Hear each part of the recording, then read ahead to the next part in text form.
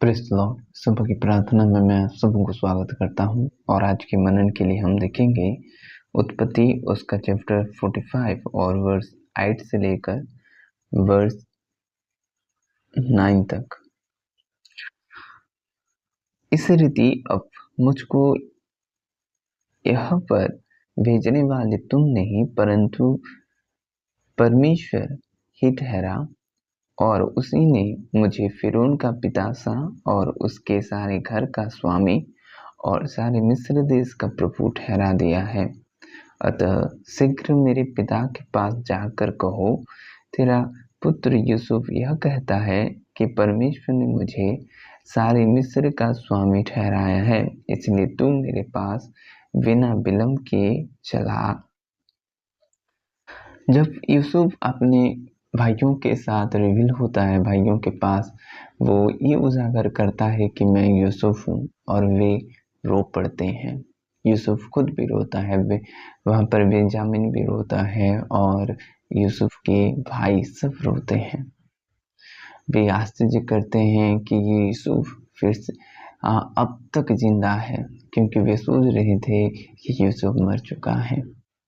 लेकिन यूसुफ जो कठिनाई से आता है और जो प्रभु ने उसके प्रति भलाई की, तो वो ब्लेम नहीं डालता है अपने भाइयों के प्रति, और वो क्या कहता है कि ये सारी योजना परमेश्वर की ओर से था कि मैं तुम्हारा पालन पोषण कर सकूं और तुम्हारा परिवार का, मेरे पिता का।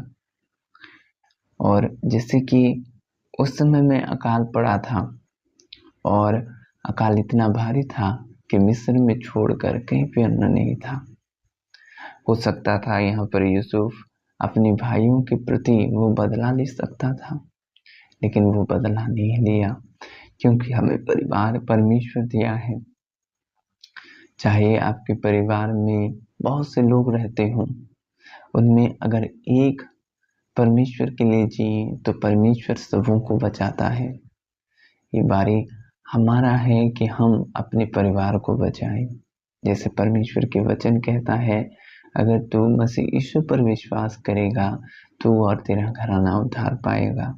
इससे बड़ा क्या आप आपके परिवार के प्रति कर सकते हो कि अपने परिवार को आप उद्धार के मार्ग पर ले चलो। आपके परिवार को आप परमेश्वर के साथ देखो।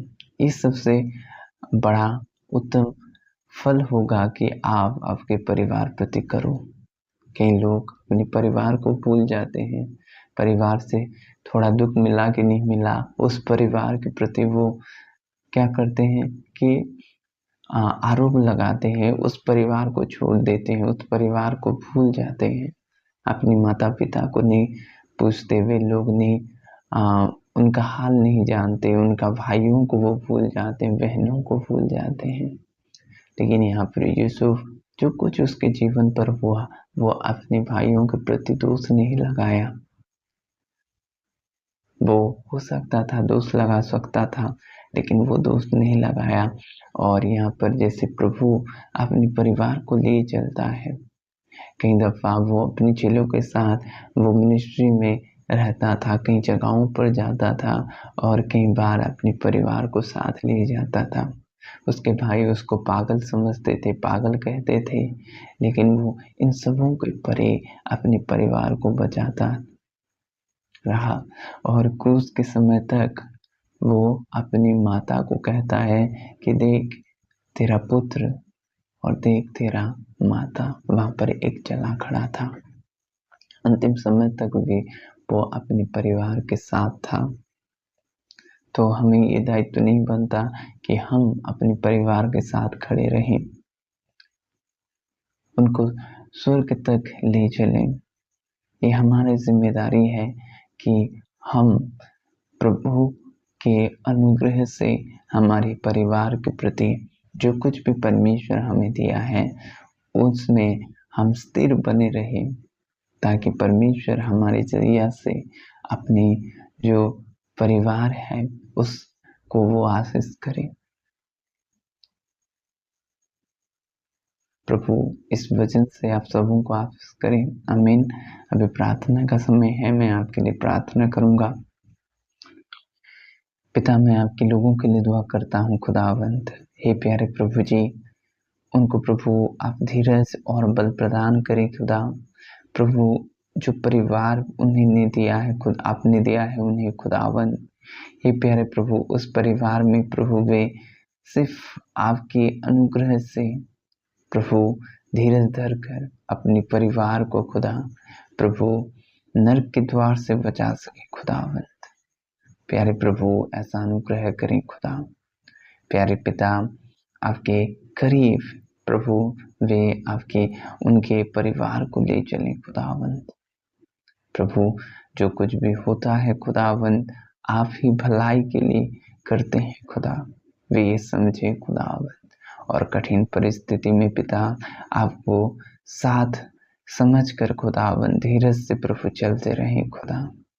हे प्यारे पिता, जो लोग बीमार से ग्रसित हैं, यीशु के नाम से वे चंगे हो जाएं खुदावंद। आप प्रभु जी भले और अच्छे परमेश्वर है खुदावंद। आपकी सारी भलाई आपकी लोगों के जीवन पर हो खुदावंद, ताकि वे प्रभु आपकी महिमा में प्रभु चल सकें खुदा, आपके बड़े कामों को देख सकें खुदा। ऐसा अनुग्रह करें पिता, आप छुएं और आपके बड़े काम आपके लोगों के जीवन पर हो। उन सबों के परिवारों को प्रभु आप आशीष करें, और पिता आपकी स्तुति और आपकी अनुग्रह उनके जीवन पर बढ़ता रहे, यीशु नासरी के नाम में। आमीन। God bless you.